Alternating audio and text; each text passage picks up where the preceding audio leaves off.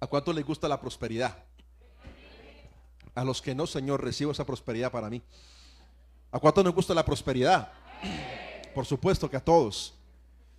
Creo que todos queremos experimentar el éxito en nuestra vida. Como padres, incluso deseamos que nuestros hijos sean prosperados en todo, que les vaya bien. Esa es mi oración y ese es mi deseo. Yo ya desde pequeño les voy enseñando acerca ya empiezan a experimentar sentimientos y emociones y uno les va orientando para que les vaya bien, para que no cometan ningún error, para cuando decidan enamorarse, ennoviarse y casarse, que les vaya bien. Amén. Y lo hacemos porque deseamos que prosperen en su vida. Les pagamos un colegio, les enseñamos en casa para que tengan buenos conocimientos. Y el deseo, creo que de todo padre, es que nuestros hijos nos superen. No sé usted, pero yo deseo que mis hijos sean mucho mejor que lo que yo pueda llegar a ser. Amén, según la voluntad del Señor. Los jóvenes, cuando empezamos a tener cierta edad, empezamos a proyectarnos y deseamos encontrar en éxito. El problema es que a veces lo encontramos o lo buscamos donde no es. Pensamos que el éxito está en tener un buen empleo, en tener harta plata, en ser famoso, en tener la mejor pinta, en hacerse el último peinado, el último look. Y empezamos a aparentar y a vernos de una u otra manera porque pensamos que ese es el éxito, ese es el boom. Eso es lo que según el mundo dice. Y como cristianos incluso, ¿cuántos deseamos tener éxito en Dios? Cuando hablo del éxito es llegar a la cumbre. Es estar en un momento donde uno diga, me siento bien, hablo en lenguas, siento la presencia de Dios, danzo, me arrodillo a orar y siento al Espíritu Santo, me quebranto, escucho la palabra y la entiendo, leo la Biblia y como que me lleno, ¿no? Entonces desearíamos estar constantemente en esa gloria del Señor. ¿Alguien desea estar en esa gloria del Señor? Amén. Digamos que tener éxito es sentirse realizado en la vida. Pero resulta que la Biblia nos enseña que el éxito no es solamente eso, o ni siquiera es tanto eso. Entonces veamos qué es éxito. En Marcos 8:36, la escritura nos enseña, o Jesús nos enseñó, que el éxito no es tener seguridad económica, no es posición, no es dinero. ¿Queremos todos estabilidad económica? Por supuesto, y nos esforzamos en ello, pero no es el todo del hombre. La Biblia dice en Marcos 8:36, porque ¿qué aprovechará al hombre si ganare el mundo y perdiere qué? En pocas palabras, el éxito del hombre, la cúspide, ¿cuál sería? Del ser humano, ¿cuál debería ser? La salvación. Porque puedes obtener 1000 cosas, pero si no obtienes la salvación, no obtuviste nada. Y déjame decirte que si llegara el momento de estar delante del Señor y tenemos cartones, títulos, propiedades, riqueza, etcétera, etcétera, pero llega el momento de presentarnos ante el Señor y no somos salvos, fracasamos en esos 50, 70, 80, 90 o 100 años que tuvimos. Se perdió todo ese tiempo, de nada sirvió, sino para acumular juicio sobre nosotros. Así que es importante entender realmente qué viene a ser el éxito o qué debería ser para nosotros. Incluso tener una buena familia, popularidad, riquezas, amistades, estas cosas no son éxito. Porque conocemos gente, hace poquito escuchaba algo acerca de Pablo Escobar, algunos de ustedes conocen la historia de él y demás, y este hombre murió con mucho dinero, pero perdió su alma. Sus hijos no quedaron con toda esa riqueza.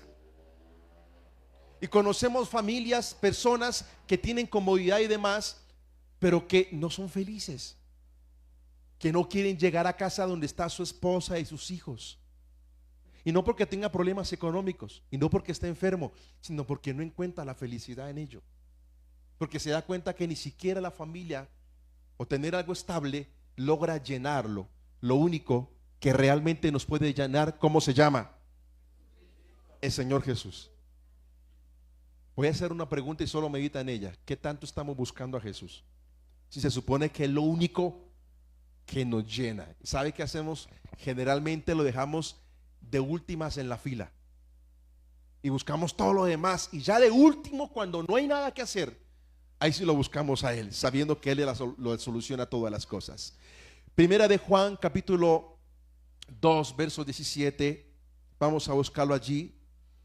La palabra nos enseña que el éxito radica en vivir según la voluntad de Dios. Entonces dice, y el mundo pasa y sus deseos, pero ¿qué ocurre allí entonces? Que el que hace la voluntad de Dios permanece para siempre. Vamos a estudiar en esta mañana algunos ejemplos bíblicos de personajes que alcanzaron el éxito. Otros que tal vez no lo alcanzaron.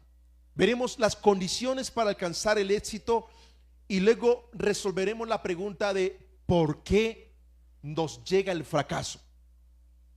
Porque todos queremos estar bendecidos. Es cierto que hay momentos como la montaña rusa, que estamos arriba, que bajamos y demás, ¿no? Pero en Dios generalmente siempre hay un nivel. Aunque pasemos necesidad, estamos en la mitad porque nunca nos falta nada. Y aunque tengamos mucha riqueza, estamos igual. O sea, en Dios siempre permaneceremos en un nivel medio. Pero la pregunta es ¿por qué llega el fracaso? Cuando le hablo de algunos ejemplos de personajes que alcanzaron el éxito en la escritura, no voy a leer la Biblia, pero les voy a contar la historia que ya ustedes la conocen. Nos presenta tres aspectos en el éxito de la Biblia. Primero, el éxito viene a ser la tarea terminada. Cuando usted termina una tarea, es decir, llegué a la meta, culminé con éxito ese programa. Segundo, superar una prueba. Es que estoy en un desierto, es que estoy en uno, estoy bien. ¿Alguien cómo se siente hoy en medio del ajetreo de la vida? ¿Está en paz? ¿Está en el desierto? ¿Está en la angustia? ¿Está en tiempos de gloria? ¿Usted mira para todo lado, hay mucha bonanza? ¿O está en medio del ataque a la guerra espiritual? Bueno, pues el éxito también quiere decir superar una prueba. Y por último, el éxito viene a ser una obediencia total. Considerando esto, hablemos de algunos personajes que terminaron la tarea. Y uno de ellos es Noé. ¿Cuál fue la tarea que Dios le encomendó a Noé? Construir el arca. Y recuerde que las condiciones para construir el arca son contrarias al tiempo de aquella entonces. Si hoy nos mandaran a construir un arca, no sería tan descabellado, tan loco, porque es posible que venga un diluvio. Aunque el Señor dijo que no vendría, pero es posible, ¿no? La gente ve que hay una profecía bíblica que dice que vendrán juicios del cielo y que va a destruir gran parte de la tierra. Entonces la gente piensa ser más inteligente que Dios y dicen vamos a hacer búnkers, y han colocado y han hecho ciudades, casi ciudades debajo de la tierra.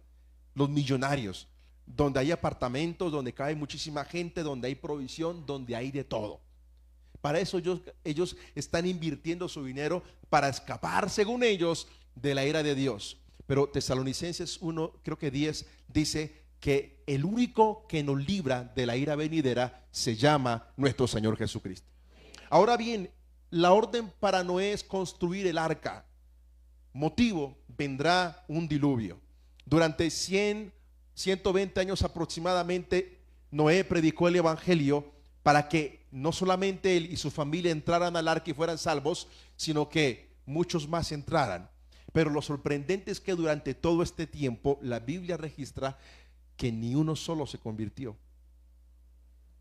Y a veces nos desalentamos cuando hacemos algo para Dios, cuando predicamos, cuando evangelizamos, cuando invitamos a una persona y no vemos el resultado. Imagínese Noé 120 años predicando y ni uno solo se convierte, hermano. Esa gente estaba muy dura, demasiado. Hasta que viene el diluvio, dice la escritura, que ellos gritan a Noé y ya Noé no puede abrir la puerta.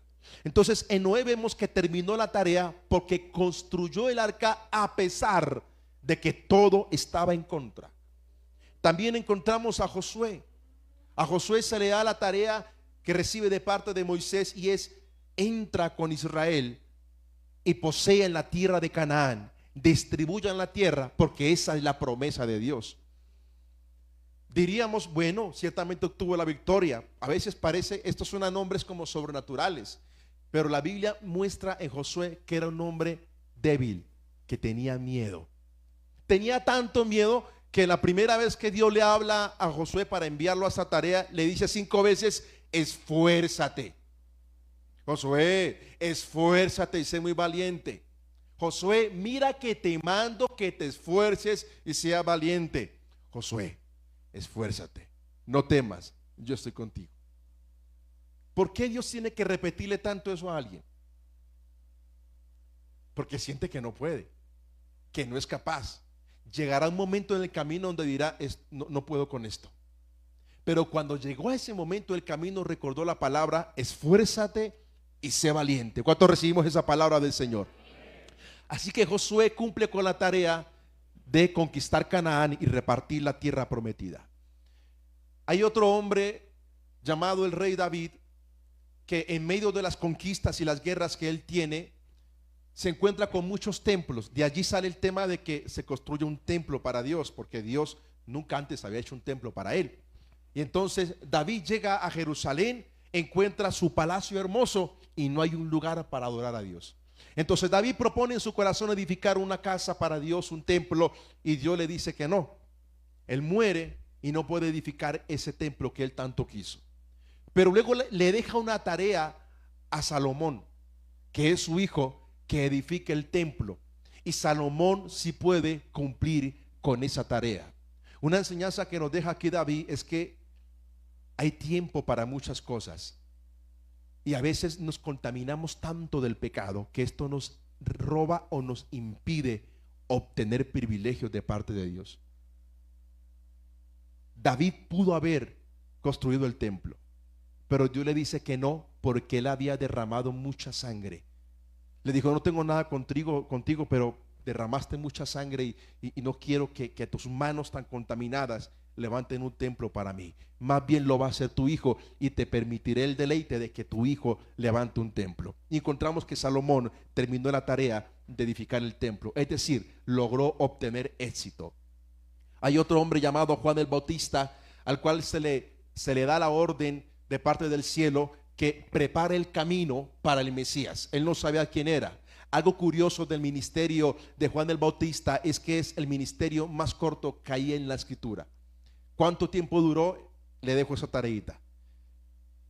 El Señor Jesucristo, su ministerio fue de 3 años y medio, pero el ministerio de Juan fue de una de esas partes, muy corto. Y Jesús dice de él que es el ministerio más grande, y que como él nunca se levantará otro profeta, ni ha habido otro profeta como él. Cuando Jesucristo empieza su ministerio, Juan el Bautista termina la tarea diciendo esto: es necesario que yo mengüe para que él crezca. Y posteriormente lo llevan preso y lo decapitan. Eso hacía parte del propósito. Terminar la tarea que es puesta por Dios te llevará al éxito, donde lograremos descubrir eso que busca tanto el hombre, y es la plenitud en Dios. Cuando Salomón termina de construir el templo, dice la escritura que estaban todos los sacerdotes, los levitas, y él hizo una oración, y luego los sacerdotes empezaron a ministrar, y dice que la gloria del Señor descendió, una nube apareció en el lugar, cubrió todo el lugar, y dice que los sacerdotes no podían ministrar porque era tanta la gloria de Dios que el pueblo estaba asombrado de la manifestación de Dios. Es decir, Dios puso el sello del éxito del templo. Cuando Noé tiene que construir el arca y luego viene el diluvio, es salvo él y las familias. Luego Dios se alegra cuando hace que las aguas desciendan, y entonces coloca el arco iris como señal de que él aprobó eso, de que a Dios le agrada cuando usted y yo cumplimos las tareas que él nos pone. Y te hago esta pregunta: ¿qué tarea te ha puesto Dios? ¿La estamos haciendo? Para ayudarle a alguien le digo esto: a muchos Dios les ha estado diciendo, levanta un altar en tu casa. Levanta un altar en tu casa. Levanta a orar de madrugada. Empieza a predicarle a tus hijos la palabra. Levanta un altar en casa. Es una tarea. Hace poquito empecé con mis hijos, estamos leyendo la Biblia, en Tesalonicenses comenzamos, y entonces cada uno lee un verso y lo explica. Y a veces para no, yo quiero, no, cada uno va a explicar el de él. Y si acaso algo te le ayuda, ¿no? Terminamos de explicarlo, luego a la final cada uno da como un resumen de lo que entendió, y luego oramos por esa palabra. y les estoy enseñando a entender la Biblia. Y me gusta porque ya ellos se sientan, leen el verso y a pesar, por lo menos creen que era más pequeñita, trata de entender que en la 60 es un poquito complicado comparado a otras versiones más actuales, ¿no? Pero es nuestro deber como padres levantar un altar. Por dar un ejemplo, lo siguiente que nos muestra la escritura, que presenta aspecto de éxito, es superar la prueba. Superar la prueba es sinónimo de respiro, de victoria y de éxito. En esta ocasión nos presenta a tres personajes. Abraham. ¿Qué fue lo más difícil que le tocó hacer a Abraham? ¿Cómo?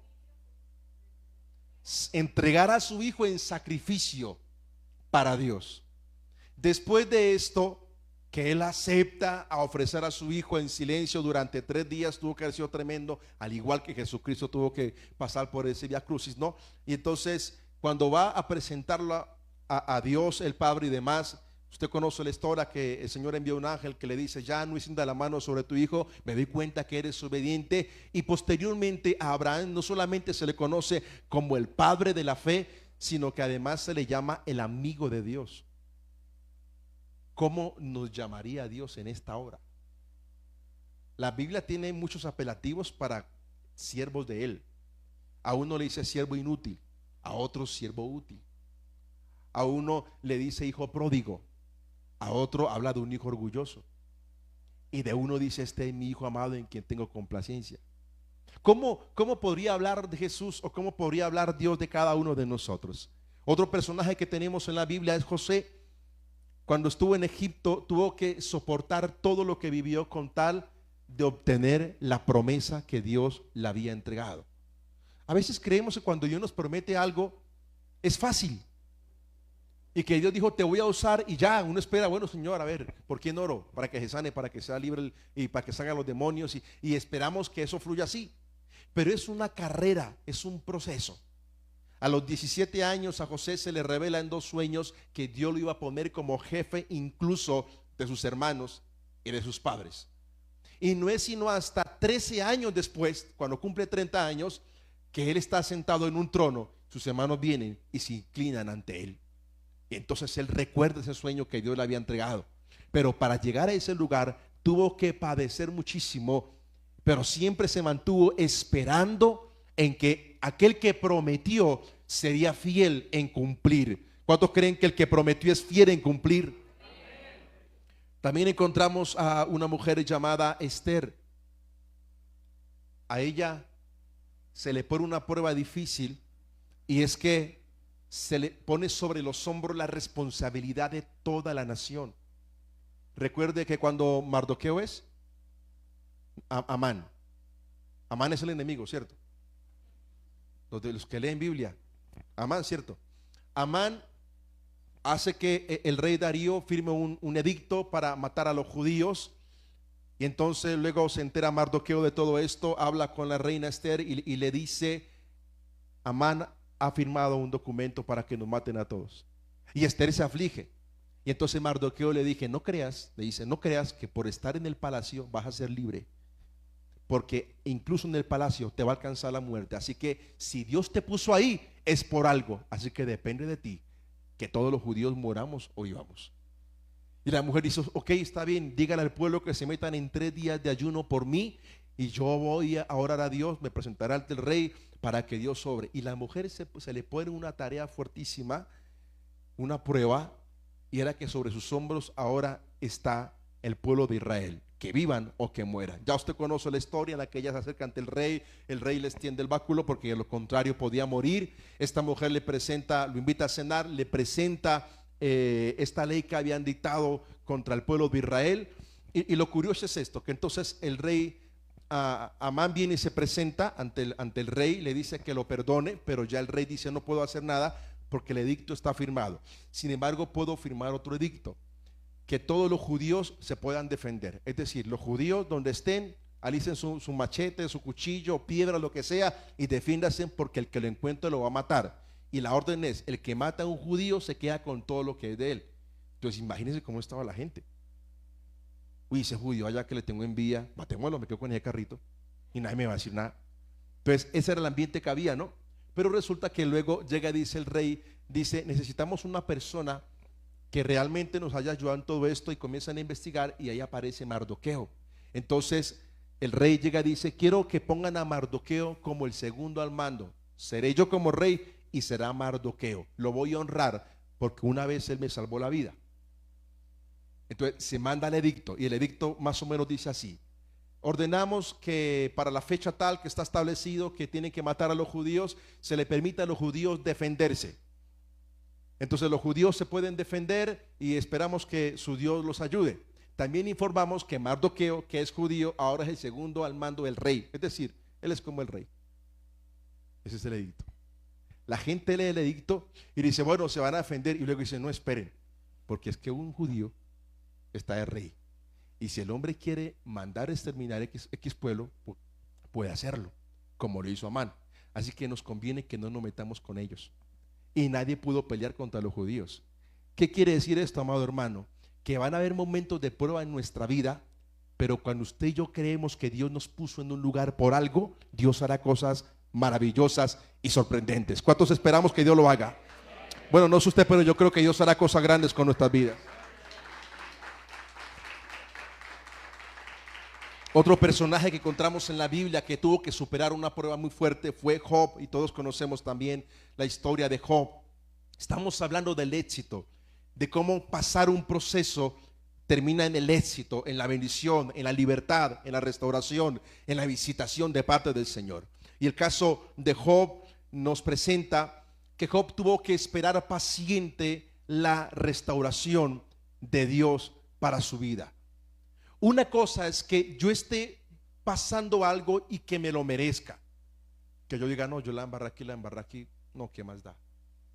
Recuerdo cuando fui al templo, digo yo, para despedirme del Señor, estaba apartado, pero ese día fui para en mis pensamientos despedirme del Señor. En el plan del enemigo al fin logró jalarme, pero cuando paso al altar y el Señor me ministra y demás y todo esto, y oran por mí, estaba endemoniado, y en ese momento de lucha donde uno, el cuerpo está haciendo, o el cuerpo está recibiendo la manifestación del demonio o del espíritu, y uno como alma, uno está así, ¿qué hago?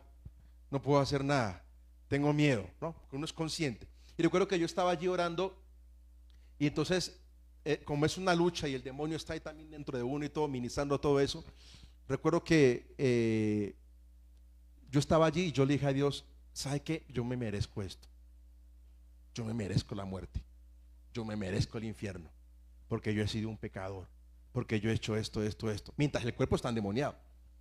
Y yo en mi mente estoy hablando con Dios y yo le digo, ¿sabes qué? Mándame para el infierno, ¿qué más da? Al fin y al cabo me lo merezco, ya no merezco nada. Y en ese momento llega Caro, que era la líder, y el Espíritu Santo seguramente le reveló cuál era mi oración, y al parecer Dios le iba a responder, porque yo sentí que me iba, literal, yo sentí que me iba a empezar esa luz blanca que muchos dicen, literal, yo la empecé a ver.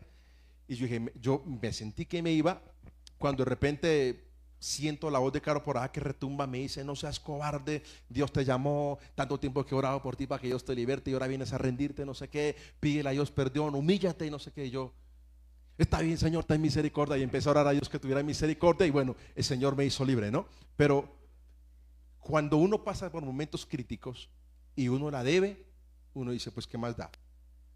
No es el caso de Job. Dios es el único del que ha hablado, y Dios dice, él era un hombre perfecto, temeroso de Dios, justo, apartado de mal, y se lo dice al diablo en la cara, ¿no has visto a mi siervo Job? Y el diablo apenas como que le arde y dice, pero claro, no es que lo tiene cercado, déjame lo toco. Y tú le dices, pues vaya, tócalo, ángeles, aléjese de Job y todo lo que tiene. Y el diablo vino y arrasó con todo, hermano, con todo. La historia es tremenda. Si no la conoce, le hace Job, es maravilloso. Y después de esto, entonces Job entra en un tiempo de luto, y el diablo otra vez vuelve a pasarse y se presenta delante del Señor, y el Señor le dice, bueno, Job, perdón, ¿de dónde viene? Y el diablo, no, de rodear la tierra, no sé qué. Y otra vez Dios le dice, ¿no ha visto a mi siervo Job? Y se lo restrega otra vez. Justo, perfecto, temeroso, apartado del mal. Quiere decir que Dios se alegra. Voy a decir este término, Dios saca pecho cuando usted es un buen cristiano. ¿Cuántos somos aquí, padres? Cuando nuestros hijos sacan la mejor nota, cuando son buenos en algo que son, uno ve que son superiores a otro, uno como que, ese es mi hijo. Porque nos da orgullo de ellos y no es malo. Y el Señor le está haciendo a Satanás, ese es mi hijo. ¿Sí lo ha visto? Pero si lo ha visto, claro que lo he visto, es el único que hay por ahí como diferente a todos. Entonces, déjame tocarlo. Y yo le dice, ok, tócalo, pero no toque su alma. Y luego va y lo toca, le viene una lepra, una enfermedad tremenda. Y Job se rapa la cabeza, entra en luto, se rasca con un palo. Y el hombre solamente está en silencio, aguantando con 1000 sentimientos revueltos dentro de él. Y no haya más sino en silencio callar. Y el diablo ve que no puede hacer nada y dice, no, ¿quién le quedó? No, pues la mujer, usemos la mujer. Y luego la mujer se le acerca y le dice, ¿y aún guardas tu integridad? Maldice a tu Dios, maldícelo y muérete. Y entonces Job la mira y le dice, como una mujer sin entendimiento has hablado. Se nota que no temes a Dios. ¿Acaso recibiremos de Dios solamente el bien y no recibiremos el mal? Pues todo lo que venga de Dios lo recibiremos. Bendito sea el nombre de Jehová. Y alabó a Dios. Y el diablo, hermano, eso como que se quemaba por dentro y no podía entender cómo era que alguien amaba tanto a Dios. Porque Job había entendido que el éxito era en Dios, no eran las cosas materiales. Aunque perdió sus hijos, perdió todo lo material que tenía, pero no logró perder su alabanza. Porque en el momento más duro en que pasemos, lo que hay en usted va a salir. Y si usted es un verdadero adorador, saldrá una alabanza, saldrá un suspiro profundo que diga, Señor, tú eres bueno. Porque alabar a Dios cuando las cosas están bien, ciertamente es muy fácil.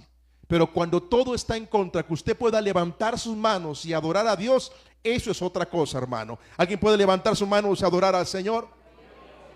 Esto es otro tipo de éxito, cuando superamos la prueba. Y por último, hablando del éxito en la escritura, encontramos la obediencia total. Y hablamos de Moisés. Dios usa a Moisés y lo envía a liberar al pueblo de Egipto.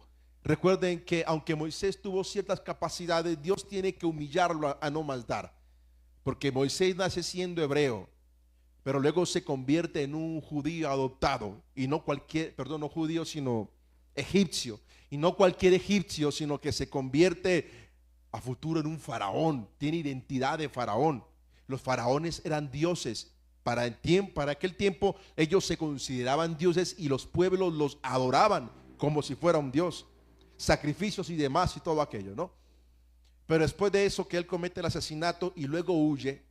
Y el hombre era un políglota, hablaba muchos idiomas, etcétera, más preparado, etcétera. Luego llega a un lugar, y recuerde que para los egipcios el peor trabajo, que nadie lo hacía por ser tan malo y tan desagradable, era ser pastor de ovejas. Y Dios pone a ese faraón llamado Moisés a ser un pastor de ovejas. Y no por un mes, para bajar el orgullo, sino por 40 años. Ya no le quedaba nada al hombre, al punto que la Biblia dice que era el hombre más manso sobre la faz de la tierra. El hombre, Dios lo molió y luego Dios se le presenta y Dios lo usa para glorificar su nombre y libertar al pueblo de Israel. Pero también tenemos a otro hombre muy importante, el más importante en la Biblia y en la historia, que es nuestro Señor Jesucristo. Y yo compartí algo, y es que es muy fácil que yo lo mande a usted o que usted me mande a mí, a regañadientas o a las malas o de buena gana, pero de alguna manera obedeceríamos. Pero mandar a Dios a que haga algo, a que aguante vituperio, a que aguante que lo golpeen, que se burlen de él, y todo esto no era fácil. Y Jesús acepta ese convenio. Y aceptar ese convenio lo describe en Hebreos y dice que por cuanto era hijo, tuvo que aprender obediencia. Y Jesús tuvo que obedecer todo el plan, estando en el Getsemaní y orando al Padre. Dice: Padre, si es posible, pasa de mí esta copa. Porque Jesús sabía lo que venía, entendía lo que venía, pero el Señor soportó y obedeció. Entonces dice: mas no se haga como yo quiero, sino como tú quieres. ¿Sabe que a nosotros nos cuesta tanto obedecer a Dios? Porque a veces somos caprichosos. Dios me pide esto, no, Señor, Y a veces hasta armamos pataleta. ¿Y por qué Dios me pide eso? ¿Y Dios por qué no se lo pide a fulanito? ¿Y por qué ese sí puede ser así? ¿Y por qué yo no puedo ser así? Y empezamos a quejarnos con Dios cuando Él nos pide algo y sabe que Dios te va a pedir todo. De hecho, Dios te va a pedir lo que más amas. Tenlo por seguro. Lo que más amas es lo que Dios te va a pedir. Lo que te duele, que te quiten, eso es lo que Dios te va a pedir. Y Jesucristo lo entregó todo en obediencia total al Padre. Y por último tenemos también al apóstol Pablo. Usted conoce la historia del apóstol Pablo cuando se encuentra con el Señor Jesús, que se le aparece camino a Damasco, y luego el hombre queda ciego durante 3 días, está en un lugar encerrado hablando con Dios porque hay una confusión dentro de él. ¿Cómo es posible que el Dios que él predicaba es el Dios que él vino, que también es el que perseguía? De hecho, que él no perseguía a ese Dios o a ese Jesús, sino que perseguía, en ese tiempo se le llamaba a los del camino o a los seguidores de Jesús. Y luego Jesús se le aparece y le dice: ¿por qué me persigues? Yo soy tu Señor. Y entonces entra un conflicto tremendo. Y estando allí, Dios se le aparece a Ananías y le habla a uno de sus siervos: ve, porque en tal lugar, en la calle a la derecha, ve y golpea, hay un hombre que está arrodillado, que está orando, se llama Saulo. Espera, Señor, ¿cuál Saulo? Saulo, que sí, Saulo, de Tarso. No, Señor, allá no voy a ir. Ve, porque instrumento escogido me es este. Vas a imponer las manos sobre él. Él está ciego, y cuando ores por él va a recobrar la vista. Y luego le vas a decir que yo lo he escogido para enviar a los gentiles, y también le voy a mostrar cuán necesario le es sufrir por causa del evangelio. Recuerdo que mi esposa, teniendo 12 años, testifica ella, estaba buscando la llenura del Espíritu Santo. Y hubo un tiempo de campaña donde todos los jóvenes, todos danzaban menos ella. Hubo un culto especial y todo el mundo fue bautizado menos ella. Dice que ella se sintió muy compungida, así que va y se arrodilla y le dice: Señor, ¿qué pasa?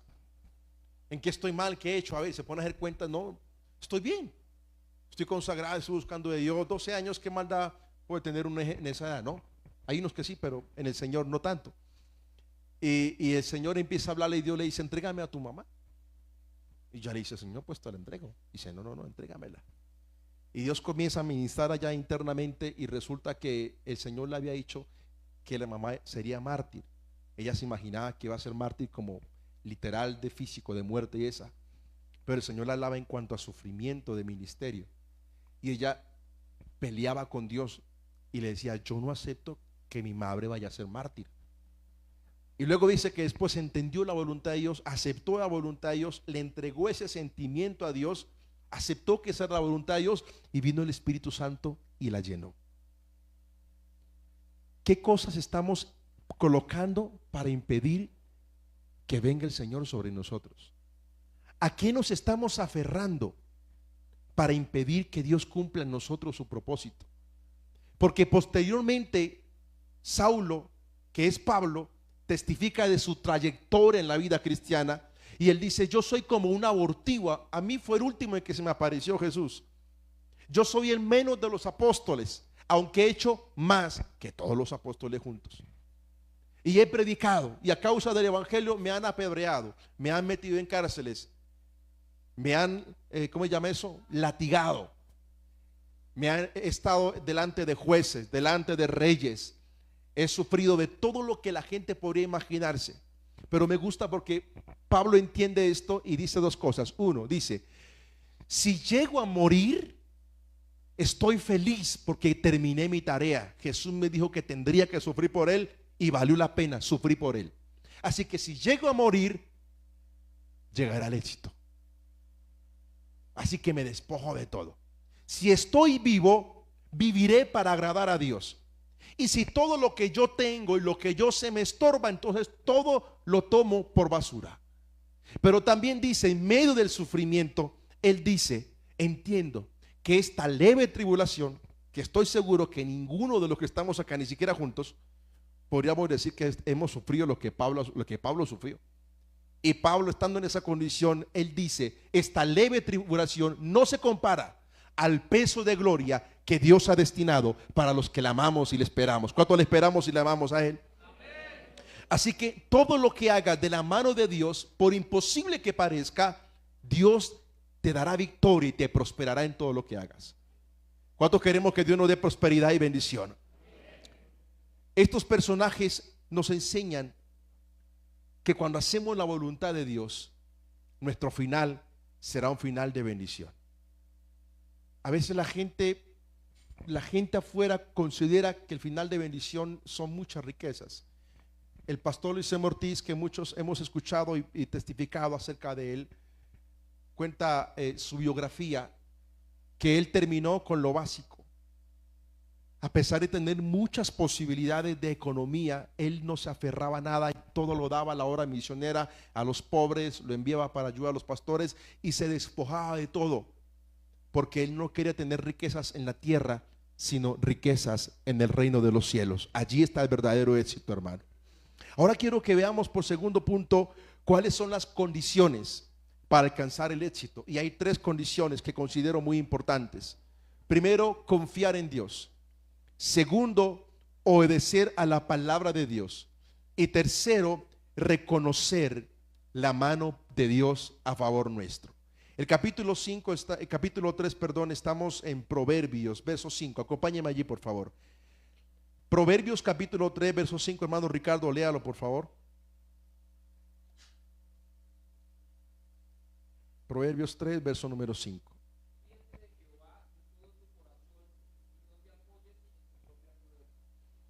Fíate de quién. En pocas palabras, confía en Jehová y luego dice de todo tu corazón y no te apoyes en tu propia prudencia o en tu propia sabiduría. La fórmula que Dios nos presenta para el éxito comienza con la fe. Fe es confiar, creer en Dios. Vamos a ver en segundo libro de Crónicas un ejemplo, digamos, de la iglesia antigua. Voy a usar este ejemplo. La iglesia antigua, y me voy a referir a Israel. La nación de Israel con el tiempo se divide en 2 reinos, el reino del norte y del sur, Israel o Judá. Los 2 reinos conocían de Dios, sabían quién era Dios, pero solamente uno de ellos teme a Dios. Le dije, segundo de Reyes capítulo 13 y el verso número 18. Perdón, segundo de Crónicas. Ya va, segundo libro de Crónicas, amén. Capítulo 13 y verso número 18. ¿Lo encontramos? Ok, dice la palabra. Así fueron humillados los hijos de Israel en aquel tiempo, y los hijos de Judá prevalecieron, porque se apoyaron en ¿dónde?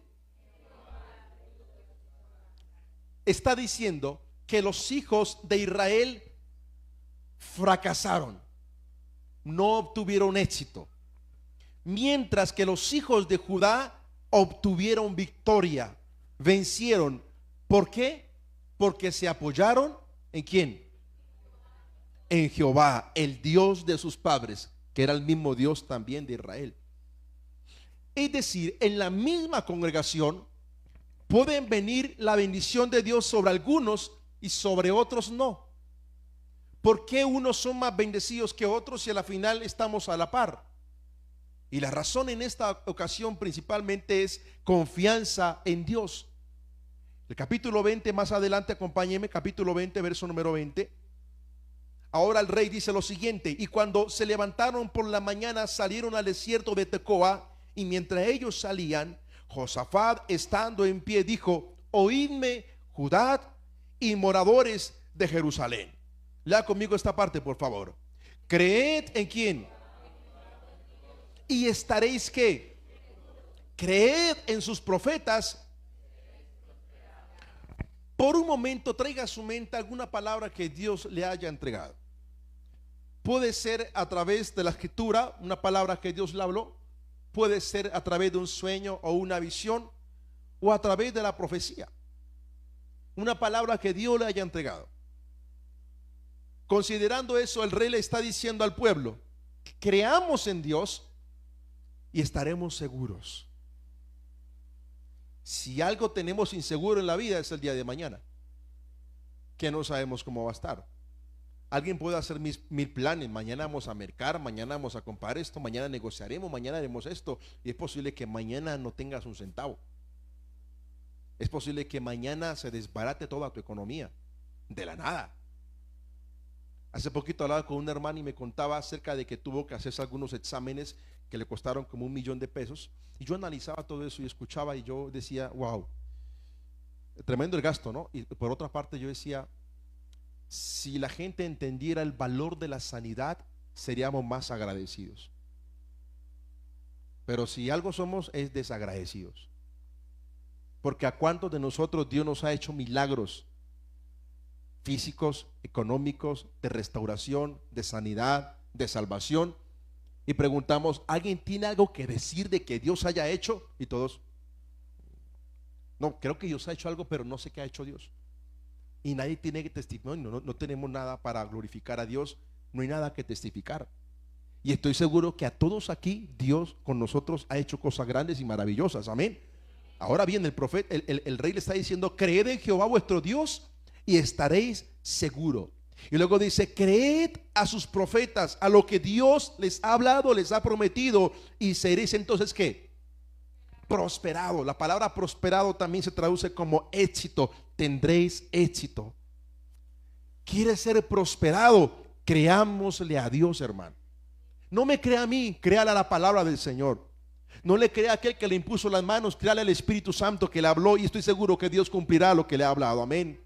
Lo segundo que vemos para poder alcanzar el éxito o la prosperidad en el Señor es obedecer a su palabra. El verso 5 decía, fíate de Jehová de todo tu corazón y no te apoyes en tu propia prudencia. Vamos a primer libro de Reyes. Pastor Wilson, léanos primero de Reyes 2:3 por favor. Y la iglesia se ubica en Josué capítulo 1 verso número 8. Vamos a prestar atención a este verso que nos habla acerca de la importancia de obedecer a la palabra de Dios y cómo el hacerlo nos va a llevar al éxito o a la prosperidad. Guarda los preceptos de Jehová tu Dios, andando en sus caminos y observando sus estatutos y mandamientos, sus decretos y sus testimonios, de la manera que está escrito en la ley de Moisés, para que prosperes en todo lo que hagas y en todo aquello que emprendas. Aleluya, ¿cuántos alabamos al Señor por eso? Tremenda bendición. ¿Cómo hago para emprender? ¿Se ha preguntado? ¿Cómo hago para generar independencia económica? No quiero ser esclavo de una empresa, no quiero darle más tiempo a otras personas mientras apenas subsisto. Y todos queremos de alguna manera recibir prosperidad de parte de ellos. Pues Dios está diciendo en esta ocasión, ponle cuidado a la ley, a la palabra, obedécela, vívela, hazla parte de ti cada día. Y entonces dice, para que prosperes en todo lo que hagas y en todo aquello que emprendas. ¿Quieres no invertir y que tu dinero se pierda? Mira qué dice la Biblia al respecto. ¿Cuántos alaban al Señor? ¿Quieres que todo lo que hagas te vaya bien? Mira qué dice la Biblia. Y Josué capítulo 1 verso 8, ¿qué dice? Léanlo todo por favor.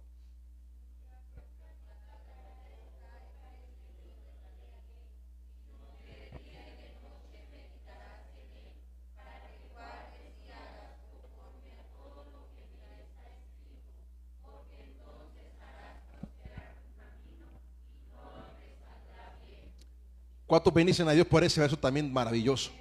Nunca se aparte de tu boca, es decir, de mañana y de noche medita en ella, léela, considérala en tu teléfono, en qué sé yo, a través de un mensaje en la Biblia, en tu cuarto, en la sala, en el templo, donde sea, pero considera la palabra, léela, estúdiala y luego dice, guárdala en tu corazón y haz lo que ella dice, porque entonces, si haces eso, vendrá un resultado y es que harás prosperar tu camino y todo te saldrá bien.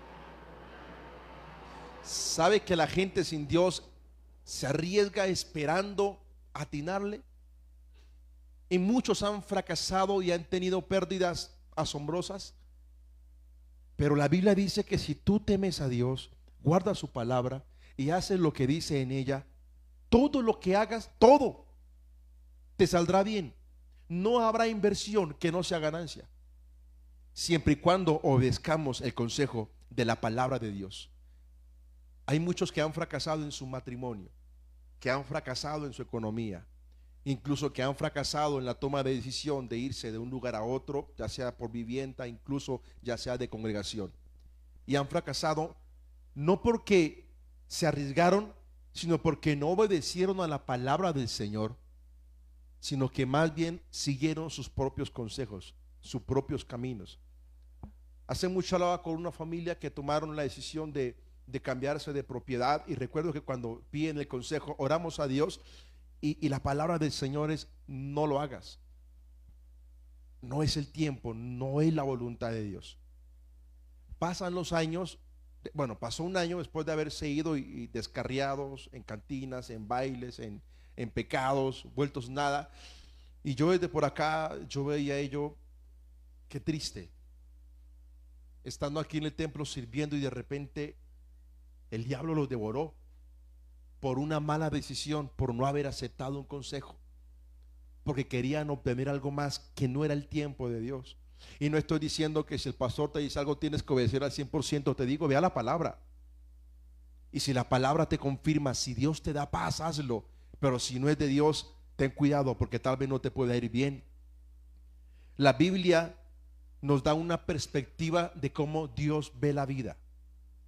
Y eso es lo que yo siempre le digo a Dios. Hay algo que tengo en mi corazón. Yo le decía hace poco a mi esposa, tengo una frase y deseo grabarla de tal manera que sea mi diario vivir, y es: ¿qué haría Jesús? Hablan mal de ti, ¿te enteras? ¿Qué haría Jesús? ¿Te robaron? ¿Qué haría Jesús? ¿Te enojaste y vas a discutir? ¿Qué haría Jesús? ¿Qué haría Jesús en esos momentos tensos? En la empresa, en el trabajo, en el transporte. Te coge el tarde, pasa un ciclista y te estrella, y qué pena, y sigue derecho y quedas ahí en el suelo. ¿Qué haría Jesús? Porque son cosas de la vida. ¿Qué harías? Jehová te reprenda, Satanás, ojalá el infierno te trague no. ¿Qué haría Jesús? ¿Qué haría Jesús? Y la Biblia, digo esto porque me gustaría ver cómo ve Jesús a mis enemigos. Él cómo los ve, con amor. Él cómo ve a los desahuciados, con amor. Es decir, los ojos de Jesús son amor. Jesús no tenía conflicto en sentarse a hablar con una mujer en el pozo, y mandó a los discípulos: vayan, traigan comida y yo los espero acá. Y alguno diría: Jesús se quedó solo en una montaña con una mujer. ¿Qué habrá hecho Jesús? Jesús no tenía ese lío. Jesús no tenía problema de ver las mujeres con morbosidad, con eso. Él no tenía eso. Él siempre se fijaba era la necesidad. Y cuando llegó la mujer, de una vez a lo que veníamos: ¿me das de beber? Pero si tú eres judío y yo soy samaritana y no nos tratamos, ¿y cómo es posible que me pidas? Si quieres te doy de beber. ¿Y tú de dónde vas a sacar agua?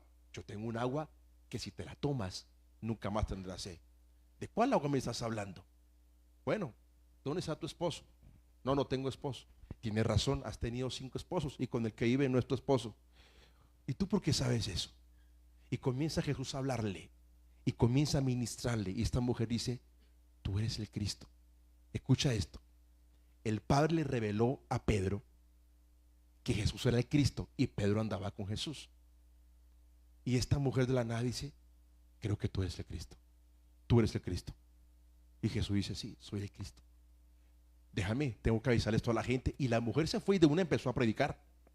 Hoy toca hablarles, convidarlos, hermanos. Le gastó la mujer si me acompaña a predicar. Vamos, yo le invito. No, apenas la mujer entendió lo que hacía Jesús y que era el Cristo, y que no solamente se adoraría en Jerusalén, y que un judío vendría donde ellos y que era el Cristo.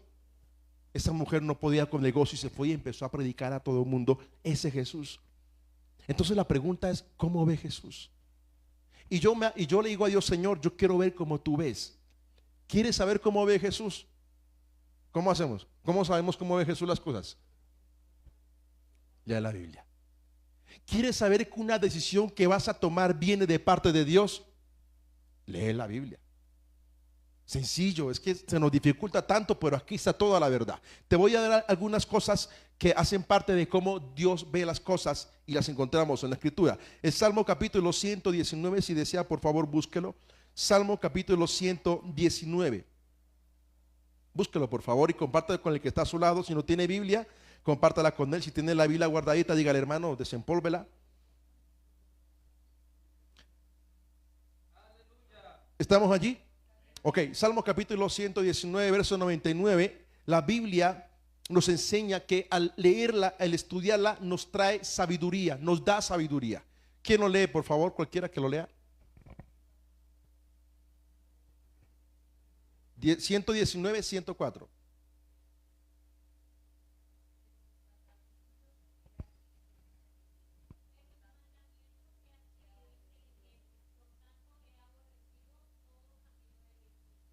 Así que el estudiar la palabra nos da inteligencia e entendimiento. Pero también encontramos en el 119, 99. ¿Qué dice?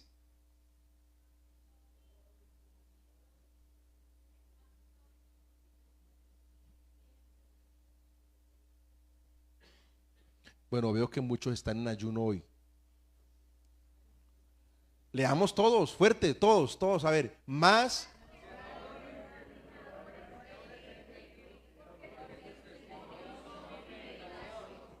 Más que todos mis enseñadores he entendido, porque tus testimonios, es decir, tu palabra, en ella medito. Y me doy cuenta que tengo más sabiduría que los que me enseñan.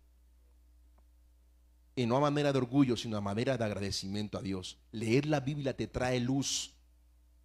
¿No ha sentido que a veces la mente está embotada, que usted no haya que hacer, no haya qué decisión tomar y no haya para dónde ir, a quién llamo, a quién le pido consejo, y todo está como en oscuridad y no sabe qué hacer, como que queda bloqueado? Bueno, el Salmo 119, 130, ¿qué dice? Quiero leer fuertemente, por favor.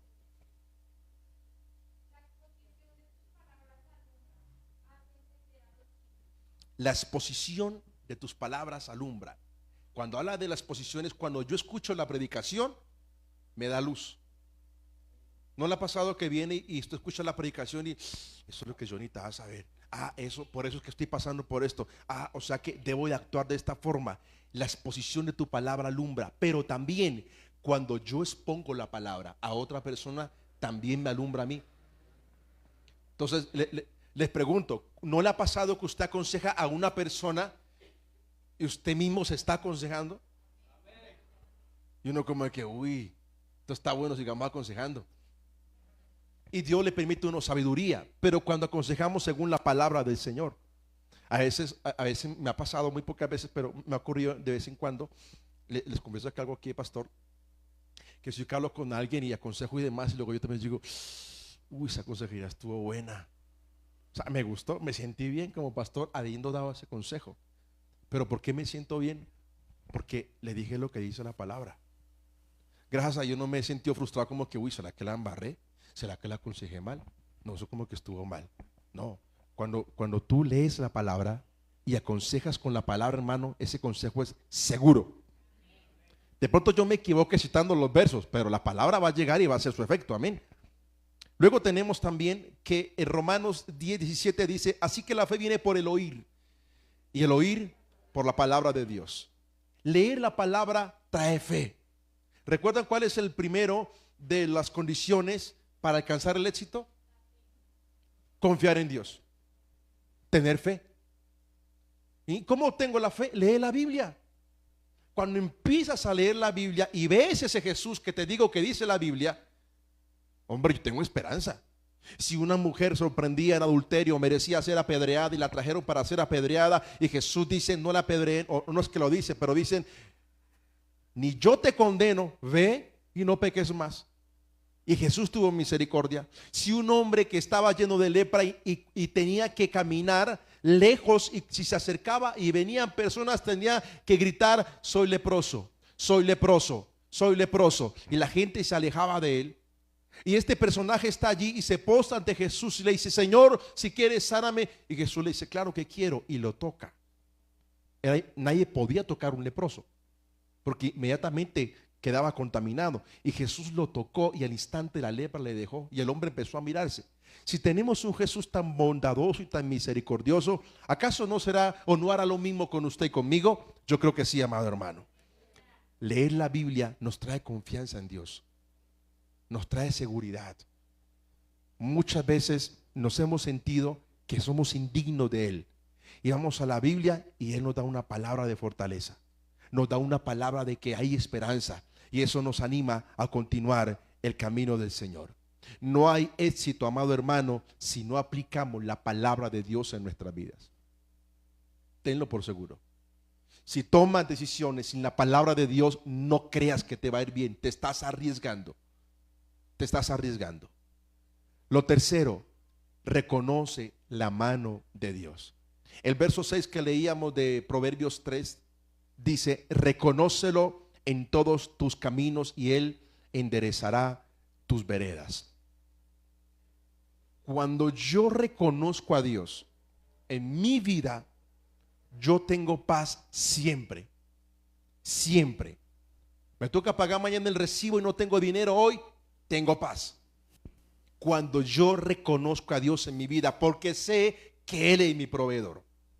Cuando mi hijo está enfermo, cuando tengo enfermedad, cuando recibo una mala noticia de que viene un embargo o de que viene un problema, etcétera, cuando recibo una mala noticia, pero yo confío en Dios, confío en que yo estoy cubierto bajo la sombra de sus alas, tengo paz, porque sé que Él tiene el control. La escritura dice: sabemos que los que aman a Dios, todas las cosas que vengan a su vida obrarán para bien, sean malas o sean buenas, a los ojos de las personas que nos rodean. A veces pasamos momentos difíciles y cuando la gente se entera, se asombra. ¿Y usted cómo hizo? ¿Y usted cómo se siente? Y uno: no, bien. No, Dios tiene el control. Seguro, pero no está mal. No, no estoy bien. ¿Y qué está pasando allí? Yo sé que Dios tiene el control de mi vida y que nada me va a pasar a menos que Él lo permita. Y si Él lo permite, es para mi bendición. Si usted mira lo que le pasó a Job, Job no solamente se quedó en la miseria.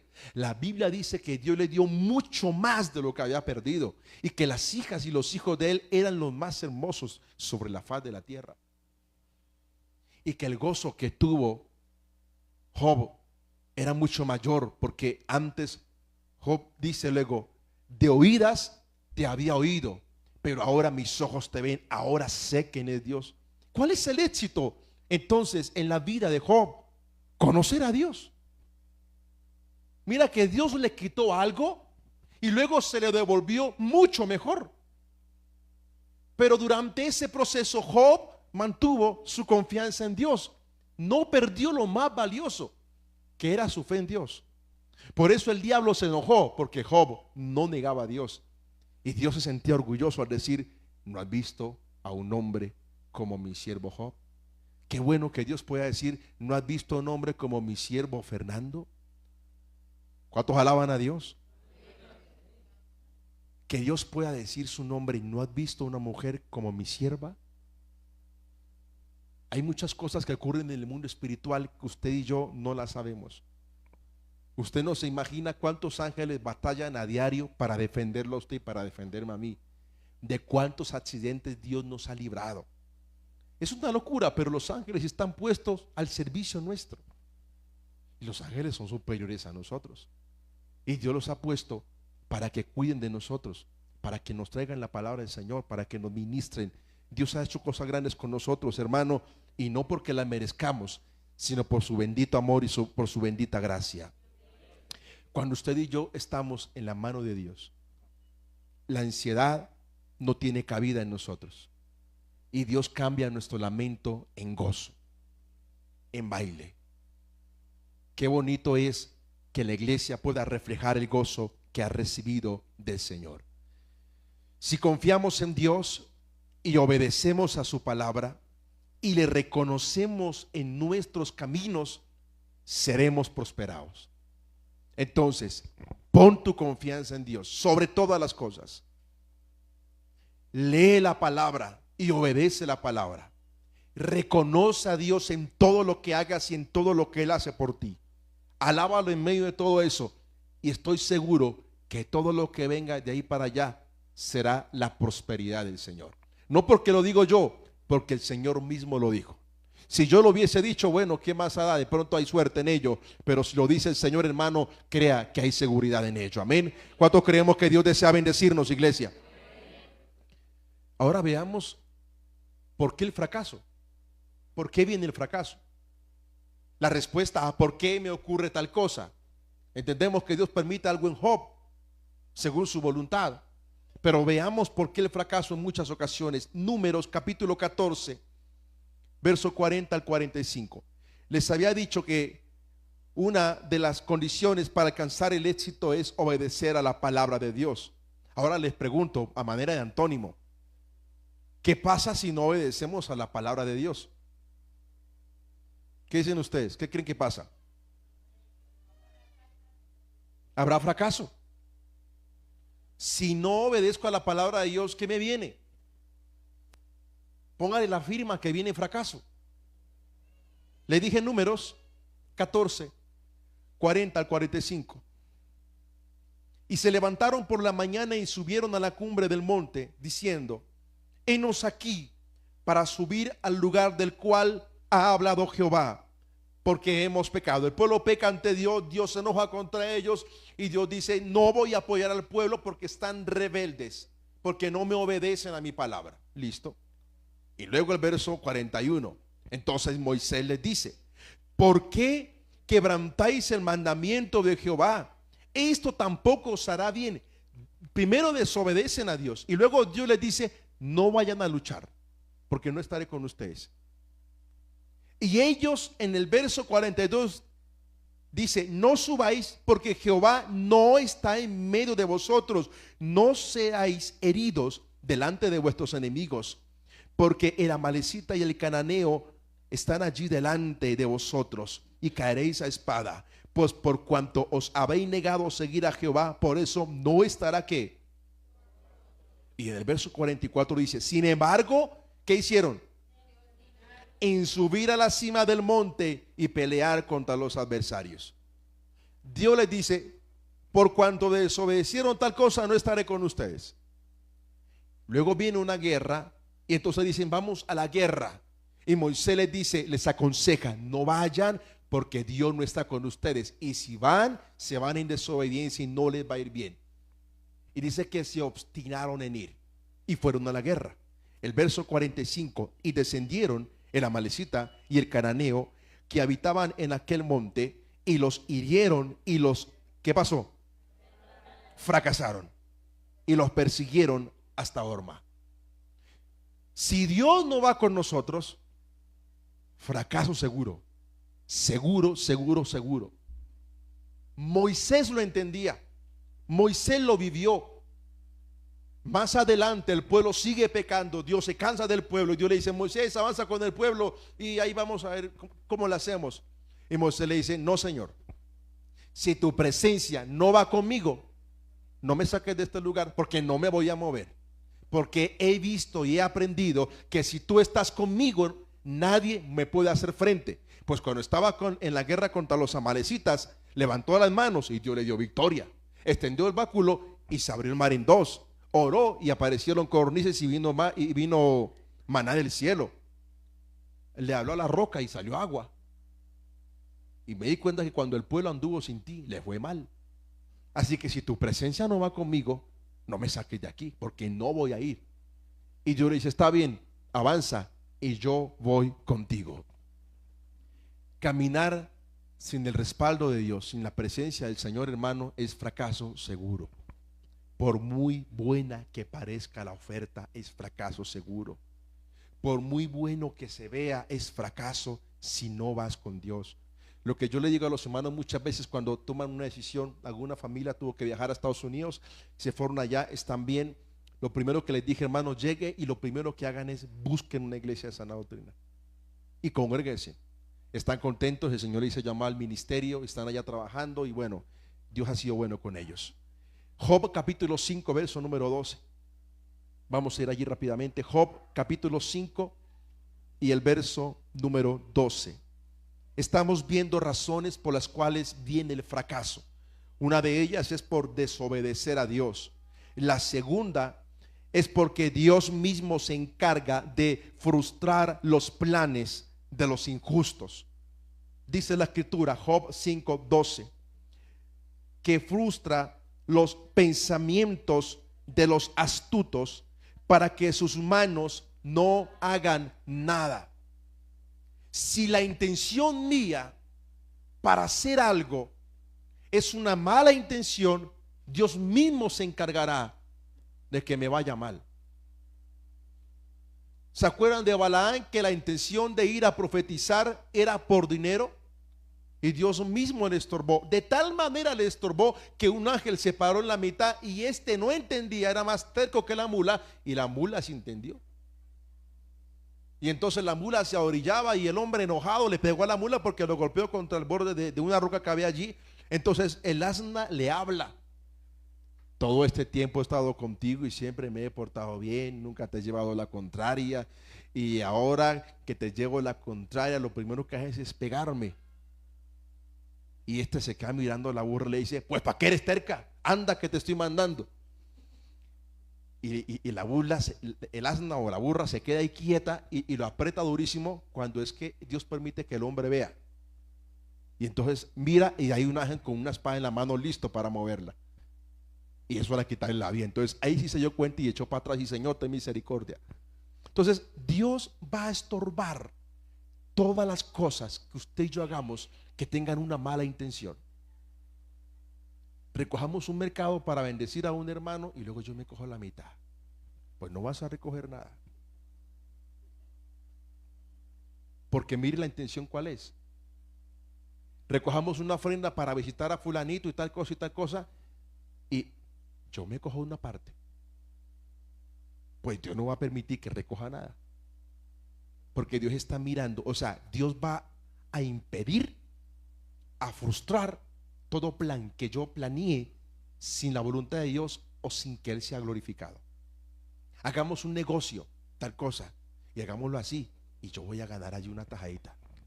Pues Dios no te va a prosperar y te va a ir mal. Y es posible que la tajadita que ibas a ganar la pierdas y otro se la gane. Y diga: fue un mal negocio. No, no fue un mal negocio. Es que lo hiciste sin la voluntad de Dios. Lo hiciste sin temor a Dios. Y Dios mismo se encarga de hacer que usted y yo perdamos. Porque Él es Padre y como Padre nos corrige. Y si debe hacerlo de esa manera, apretar la economía, pues lo va a hacer. Así que es importante a veces mirar eso. Ezequiel capítulo 17, verso 15 al 16. Profeta Ezequiel capítulo 17, verso 15 al 16. Aquí nos habla ahora una vez más por qué el fracaso. Y en esta ocasión dice que es cuando se abandona el compromiso que hemos adquirido con Dios. Ezequiel 17, 15 al 16. Pero se rebeló contra él, enviando embajadores a Egipto para que le diese caballos y mucha gente. Entonces pregunta a Dios: ¿será prosperado? ¿Escapará el que estas cosas hizo? ¿El que rompió qué? ¿Podrá escapar? Vivo yo, dice Jehová el Señor, que morirá en medio de Babilonia, en el lugar donde habita el rey que lo hizo reinar, cuyo juramento menospreció y cuyo pacto hecho con él rompió. Hace poquito estudiábamos acerca del tema de los pactos del sacrificio, y resulta que una de las cosas que se hacía en los pactos, cuando se hacía un pacto, se hacía un sacrificio. Entonces lo que se hacía era que se cogía un animal y se partía por la mitad. Entonces las dos personas que hacían el pacto pasaban por en medio de los animales. Por eso la palabra valía, porque ese pacto quería decir que si alguno de ellos dos violentaba el pacto o no cumplía el pacto, debería o debía morir igual que como aquella bestia que mataron allí o aquel sacrificio. Entonces ellos sabían que al pasar allí decían: aquí debo cumplir, porque si no voy a terminar igual. Entonces por eso la palabra valía. Me da su palabra, ya sabe cómo es. Era el ambiente, ¿no? Es como hoy día, usted me da la palabra y si no la cumple, entonces lo llevamos al CAI, que lo meten 20 años preso. Ya todo el mundo, no, espere, déjeme lo pienso bien o mejor medito y si me comprometo o no me comprometo, si voy, si no voy, si lo hago, si no lo hago, si doy o no mi palabra. En ese tiempo era con sacrificio y todo como en señal. Ahora bien, ellos, este rey, bueno, la historia nos presenta aquí que Dios le había dado un mandato. Y él dijo, está bien, Señor, vamos a hacerlo así. Pero luego lo hizo de otra manera. Y Dios se enojó. Y Dios dijo, por cuanto no cumplió el pacto que yo hice con él, que habíamos hecho, ahora va a morir en manos del rey de Babilonia. Eso quiere decir que el deseo y la voluntad de Dios no era que él muriera, no era que él pereciera, pero por haber roto el pacto, el compromiso con Dios, entonces vino el fracaso de su vida, incluso de su reinado. Por último, Hebreos capítulo 11, verso número 6 dice, porque sin fe es imposible agradar a Dios. ¿Por qué llega el fracaso? Por la falta de fe. Recuerden que en algunas ocasiones Dios envió a varias personas con una misión y Dios le dice, no te envío yo, ve porque yo te he enviado. Cuando Jesús comisiona a los apóstoles, le dice, vayan en mi nombre, bajo mi autoridad. Oren por los enfermos, serán sanados, reprendan los espíritus y huirán, traigan bendición sobre los hogares y habrá bendición. Y si algún hogar no lo recibe, sacudan sus pies y habrá maldición sobre esa casa por no haber recibido la salvación. Yo los envío. Y luego ellos vuelven y le dicen, Señor, los demonios se sujetan. En tu nombre los reprendemos y se van. Los enfermos son sanos, los hogares son restaurados y hay bendición donde quiera que vamos, tu gloria se mueve. Porque el Señor los había enviado. Y a muchos de nosotros Dios nos ha entregado una palabra a la cual no hemos creído. Y por la falta de fe, a veces las puertas no se abren. A veces la bendición no llega. A veces el hogar no se restaura. A veces lo que Dios ha prometido no se cumple, no porque Él no cumpla, sino porque yo no creo que Él lo pueda cumplir. A veces oramos por sanidad y oramos como por ética o por que toca hacerlo para que me pregunten que si oré, pero oro sin creer, entonces no recibo sanidad. Por eso cuando venían muchos en varias ocasiones, Jesús le pregunta si creen que Él podía hacerlo. En otras ocasiones le dicen, no te he dicho que si crees. Y en otra le dice, cree solamente y lo que quiera será hecho. Entonces la fe, la falta de fe es una de las razones por las cuales llega el fracaso, por las cuales se cae el negocio, por las cuales el hogar se desbarata cuando se está orando, porque no creemos que Dios pueda restaurar o que Dios pueda obrar. Todo lo que hagamos sin el respaldo de Dios, amado hermano, de seguro nos llevará al fracaso. Concluyo diciendo esto. La Biblia nos ha entregado ejemplos de personas que alcanzaron el éxito y por el contrario otras que alcanzaron el fracaso y están allí para que aprendamos de ellas. La fórmula para el éxito es confiar en Dios, obedecer a su palabra y reconocerlo en todo. Repito, confiar en Dios, obedecer a su palabra y reconocerlo en todo.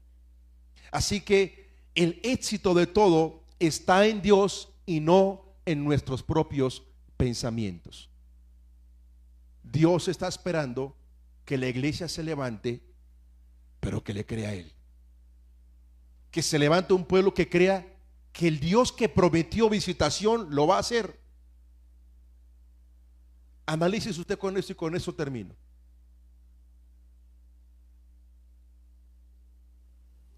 Cuando oramos por una visitación de Dios, ¿cómo es su oración? Cuando oramos pidiéndole a Dios que derrame su Espíritu Santo, ¿cómo es su oración? Usted mismo ha respondido a cómo está su fe. Si usted ora, Señor, amén, visítanos, haz algo, usa a alguien, o usa al pastor, o usa a alguien. O sea, si no te metes en el tema, es porque no te hallas allí. tu fe no está para llegar allá. Y ves eso como algo milagroso. Quiero que te pongas sobre los pies y vamos a orar al Señor en esta hora. Porque creo que todos aquí necesitamos con urgencia, que el Señor aumente nuestra fe. No es usted, pero yo quiero ver mi familia prosperada por Dios. La iglesia prosperada por Dios en todo el sentido, con la unción y el poder de su Espíritu Santo, con terrenos propios, con iglesias, con ministerios, pero para eso se requiere no solamente que le creamos